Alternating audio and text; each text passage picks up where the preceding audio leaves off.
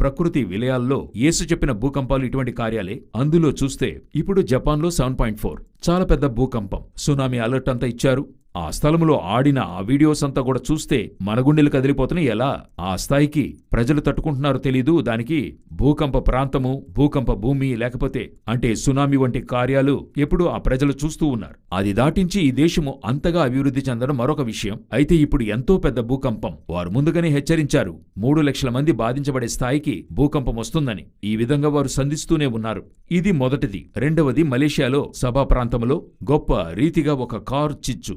దాదాపు 9,000 మంది బాధించబడి వారు మరో స్థలానికి తరలించబడ్డారు. దీనికేంటి కారణమని పరిశీలిస్తే అదేదో అగ్ని ప్రమాదమని చెప్పలేకపోతున్నారు. ఏమంటున్నారు? ఎల్ నినో అనేది చెప్తున్నారు. అంటే వాతావరణ మార్పు. దీని గురించి మనము 20 సంవత్సరాలుగా వింటూ ఉన్నాము. ఎండాకాలం వస్తే ఒక గొప్ప రీతిగా కొన్ని దేశాల్లో ఎలా ప్రభావితం చేస్తుందంటే వేడి తరంగాలు ఏర్పడుతూ ఉన్నాయి. మరొక వైపు చూస్తే కొన్ని దేశాల్లో తుపాను, భీకర అలలు కొడుతున్నాయి. ఈ వాతావరణ మార్పు ఒకవైపు, కరువు ఒకవైపు, ఇటువంటి తుపానులు చెలరేగే విధంగా ఉంది. మలేషియాలో చూస్తే ఈ అడవి మంటలకు ముందు వారి యొక్క ఈ ఉష్ణోగ్రత టెంపరేచర్ 38 నుండి 40 వరకును చేరింది. ఇప్పుడు ఆ అడవులన్నీ ఎండిపోయాయి. అందులో ఏర్పడేటువంటి ఈ కారు చిచ్చు, దాని యొక్క పరిణామాలు. సముద్ర తీరమున ఉన్న 9,000 మంది ఇప్పుడు తరలించబడ్డారు. ఇది ఎల్ నినోలో ఒక భాగం.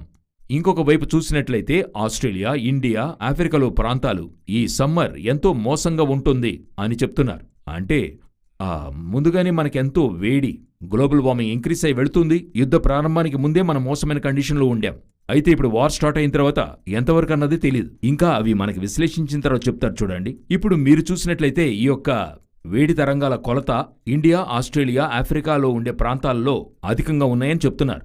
ఊటీలో మాట్లాడటానికి వెళ్ళినప్పుడు ఒక న్యూస్ చూడటం జరిగింది. అందులో ఊటీలో మాత్రమే 26-27 డిగ్రీలకు చేరింది ఈ యొక్క ఏప్రిల్ మాసంలోనే. మే నెలలో ఎలాగుంటుందో తెలీదు, ఇక చూస్తాం. ముందుగానే ఊటీలో చరిత్రలో చూడనంతగా 29 డిగ్రీ సెల్సియస్ నమోదయ్యింది అంతకుముందు సంవత్సరాల్లో. ఇప్పుడు మరలా ఆ చోటికి వచ్చింది అని చెప్తున్నారు.